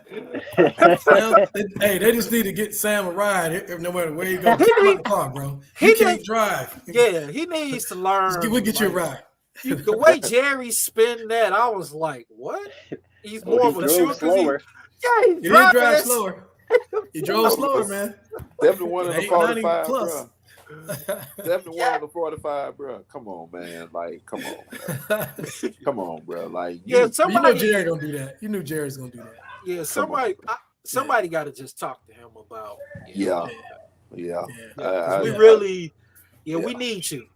You're not at Oxford anymore, brother. Yeah, you're not. This Texas. He ain't as big as you, but if you don't wanna act right, I got number 53 that'll come in. Oh, you like a land. Got number 53 that'll come in. He might not play the run like you, but god dang it, we'll get after that passer though. Oh yeah, he gonna get after that passer. We put Fahoku out there. Fahoku will play the run. I like what I seen from dude, man, in that second preseason game, man. He was active. Like, he was real active. And he big. I ain't realized he was that big. Yeah, he's a big dude, man. That's a big dude, man. Like, that is a big dude. Hey, man, I've not seen this much talent on a Cowboys team defense since the 90s. Like, I have not, like, where you can just call dudes' name that ain't even starters. You know what? Yeah, it is. Parcells built a good one, but I don't think he had a chance to complete what he was trying to achieve there. Yeah. But when you look at what they have on defense, and then the continued additions, then you get Big Hank, and you get Mozzie, and then it seemed like it's kind of affected some people, not everybody, but you see guys kind of playing. Bohanna plays, he plays a little harder. First I had him off my roster. You got Osa on your team now. Yeah. Oh, hey man, I keep telling John. I keep Osa's telling about to break out, man. Osa's about to break out, man. Osa's about to have one of those years, man. Yeah, I think he's gonna have that 3-tech right there about to do some good things. He's going to see some single matchups, and he's destroying double teams. Like he was getting double teamed versus Seattle, and he was like holding his own. Like he was the first team online too. Yeah, like he was. Osa was. Yeah. In my it just got to fix a little bit. It ain't. That's just technique, man. It's technique wise, like, and I can see him go back to his Michigan days. Like he starts out in the game, he starts out good, but when he gets tired, he goes back to the Michigan days. Yeah, but they'll figure it out. Yeah, but he's not going to be playing 40 snaps. No, he's not even going to be starting this. Hank starting. Yeah, he ain't going to be starting. Yeah. So he might play 10 to 15 snaps a half. Whereas, like right now, he's playing 4 quarters. He's playing 3 quarters. Yeah, they're just trying to get him. They're trying to get him. Yeah, they're trying to get him a lot of reps. Get him ready. Like that dude, man. I'm sorry. Everybody looking at all that, I see it. I see what everybody's saying. Yeah, man. It's all correctable, man. Yeah, but see, the only thing with that is, I think the criticism is like overblown. Like big time. He's playing 45 snaps or whatever, and they point out 4 plays. They're pointing out 4 plays, and I'm just like, okay, exactly. There you go. That's the biggest thing pointing out where he got thrown in the Seattle game. Okay, if you go back a little bit, what he did was he swam too high. And the offensive lineman did what every offensive lineman would do when they catch you right up under that breastplate and just move push you out the way. But that's technique issues. Like that dude, you can't move him. I don't care what you can't. The only way you move him if he turns. When he turns, then you're able to move him. But when he's square, when that butt is square, and running sideline to sideline, when that butt is parallel to that sideline. He's a rock to move, man. He's a trash can full of dirt in Brian Broaddus's terms. He's a trash can full of dirt. Well, I know you love the pick. Yeah, I don't have any problems with it. The more he plays, the better he'll be. And I just think it's a little bit overblown about what's going on. Like we say, he's playing in a 1-tech position.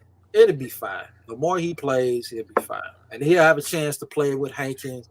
The linebackers will be behind him. You'll have Van Der Esch that would tell him at times, he'll be fine. Yeah. I don't think anything's wrong with it. I just think it's so overblown. Because I'm sitting there. Even it's mostly coming from the Eagles fans anyway. Yeah, and I looked at the last game and I'm like, okay, I see 6 bad reps. And I'm like, but I'm judging, I'm like, are the linebackers making plays? Are they disengaging? No, they're running free because of this dude. Yeah. So he's doing his job and he'll get better. It's just so these Eagles content creators, man, they know nothing about football. Oh my God. The dude, Lloyd Brunson, I forgot, but somebody shut him up today. They went back and found one of his old tweets, and he was talking about Hurts didn't have the skill level of a Carson Wentz. Anybody that knew when the Eagles drafted Hurts, I'm a Cowboy fan, and I knew that they brought Hurts in to overtake him because Wentz, as great of a talent as he was a head case. Yeah, that, and I don't think his teammates liked him all that They much. did. Yeah, they did. I didn't get the impression that they liked him that much. Yeah, Jalen's best attributes coming in was his leadership, like, stand-up dude. You know what I mean? And he showed that at Alabama. He's willing to, he willing to give up his job for the betterment of the team. Yeah. And he been through adversity. You know, like he had to leave Alabama to prove that he could play quarterback, and he did. He was successful. He was a Heisman candidate, and I mean, he just was a better leader for that team than me than Wentz. Oh yeah. And I hate to say it, but and like I said, I love black quarterbacks. But he was just a better leader. Wait a minute. Why do you hate to say it? Because he's an Eagle. Oh, okay. I just want to make sure.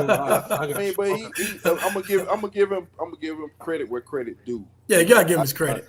I give him. I've always liked Hurts, and I felt like he went to a bad situation with Alabama. Alabama were going to use him as a runner, and they did. They did. In that championship game, he looked bad. Like, he looked bad. Dude, that would have been 3 championships if they'd have kept him in there. Well, if Kirby would have just been a little bit smarter. Well, not mentioning the whole cover 2. Yeah, of course. You can't play cover 14, you got to play it right. But you can't play cover 2, bro. You can't. You got to get something on that. You can't let Smith. And Smith was a freshman. Exactly. That was a freshman. That was a true freshman running by. I mean, he ran by dude like, bro, I'm going to get this touchdown, and when he got it. So for tonight's game, are you guys looking at any particular players? What is it? The TV? Is anybody that y'all kind of like? Yeah. I'm just looking at hold on. Hold on 1 second. Or does tonight's game even matter? I'm looking at Jalen Brooks. Who's gonna take that last receiving role, and then just overall the backup O line, see if we see any improvements from them. Who do you like on the back? Who do you like? Because I like TJ Bass. I like Akeem Richards. Those are the only 2. And then the backup, who was the backup tackle that came in for Willetsko? There was 2 of them. There's Earl, who's 64, and then there is another guy. He's 72. I don't know that. Prelow or something like that. Yeah, I like 64. 72. 64 was like he jumped out a little bit to me. He looked real solid, but like I just want to see him. I'm mainly concerned about Bass and Richards because whoever goes down, like most likely those are the 1 and 2. Those are the 2 that will get in. Yeah, I think Richards is gonna be fine, man. I got to look a little bit more on Bass, but I seen a breakdown on Richards, and he got that Tyler Smith strength. Like the draft scout, he did a little at guard. I think he's a better guard than tackle. He gets off the ball a little late at tackle from the film that I seen. But when you put him at guard, and then at the tackle, he has a problem making that reach block. But when you put him at guard, he got the power. He can get up to the second level. Oh yeah, and he can finish. So who's going to go down? I'm assuming we expect Tyron Smith to go down. Yeah, I was going to say, come on, man. No, Tyron playing 17, man. Put that mojo out there. I got 12 for Tyron, man. I got 12. Playing 17. Yeah, you might have to rest him against some weaker opponents or whatever. But I'm good Tyron playing 17. If Tyron don't play 17, then Tyron just need to go ahead and go to street clothes and hang it up. I don't want to put that out there, man. I need him to play 17. I mean, really, I need him to play 20. I see what you're saying. Yeah. I need him to play 20. We'll see how that plays itself out. All right. Anything else to say before we wrap? Then, because I think the game's gonna start. If you guys want to try to watch the game, D hit me up. He was like, "We're doing a post game." I'm like, "No, it's the 4th preseason. There's no reason to do it. We don't need to do a post game, man. It's nothing. It's just." I'm like you. I'm just gonna look at the backup offensive lineman. I'm gonna look at the safeties. I think they've already pretty much covered that. They're probably gonna play Calvin Joseph a lot. I'm assuming. I'm gonna watch that, and that's about it. And I think Hunter's probably gonna get a lot, but I think Karen is more so into watching Hunter than anybody else. I don't think he's making a roster at all. He's not making the big 3. He practice squad. He'll be back on the practice squad. He got to have a hell of a game to make it. Even if he did, I just don't see it making no difference. And I think they're going to play Isaiah Land a lot. I expect them to play him. He might have about 6 sacks tonight then. If he does, he fortifies being on the roster. I think he's already fortified it. And well, I already know you. Where you say put him at the linebacker position, and he can play special team.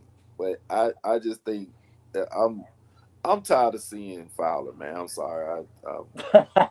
But see, the only thing is, I get that, but I have to double down what Reef's saying. He played 25% of the snaps. He gave you, 5 or 6 sacks? That's hard for me to kind of walk away from. Like, if he's your 5th or 6th best pass rusher, you're cooking with gas. Yeah. I'm biased. Yeah. I don't really like to throw pass rushers. I'm watching the Jackson State, South Carolina State game. How's it going? Jackson State up 7-0. And college football going on. Yeah. So we'll wrap this up. We'll see how time is. We'll do a roster maybe tomorrow. I got to find out how everybody is. Don dropped. I know Reef's still here. I appreciate you. I'm gonna talk to Karen online and try to figure out what's going on with her audio. Yeah, it's something. I don't know what it is. It's like she got whatever she got on in the background. It kind of sounds like if I call into a radio station and I got my radio up. That's exactly. what it sounds like. Yeah. And it's something that's going on. That's why I was like, "Are you on something?" Because I just kept hearing that feedback. All right, before we leave, I know Don's jump back on. All right, so we're gonna pretty much wrap it up. I don't think there's anything else for us to talk about, except just look forward to the season. We'll see how things are. Maybe we'll do a 53 roster because it's gonna be kind of interesting. So I know. Is there anybody you're gonna be looking at later to Don, or is you pretty much sound with your decisions of what? Yeah. I think I'm good. No one in particular to see tonight. But anybody like Isaiah Land, because or you guys still want to push foul off the roster? Oh yeah. Brian, what else remote at? Yeah, we definitely want to see Land, see what he up to tonight. See how he plays. So it'll be interesting, man. All right, gentlemen. I appreciate all of you. We'll do it again. Thank you very much. Appreciate the opportunity, John. Always. Appreciate y'all, man. You might have got me hooked on podcasting right now. We're gonna do some more because y'all didn't kind of go at it. Where I thought we need to get Willie in this, because Willie gonna stir something up. Willie gonna stir something up. Yeah, he will definitely stir something up. Keep the pot stirred. Yeah, but thank you very much. We'll get D in probably 2 weeks, and I know he said he's not gonna be here tomorrow. And I'll reach out to all of you and see how your schedules are for tomorrow. All right, brothers. Appreciate you. All right, man. Yes, sir. All right, fellas. All right, man. All right, now.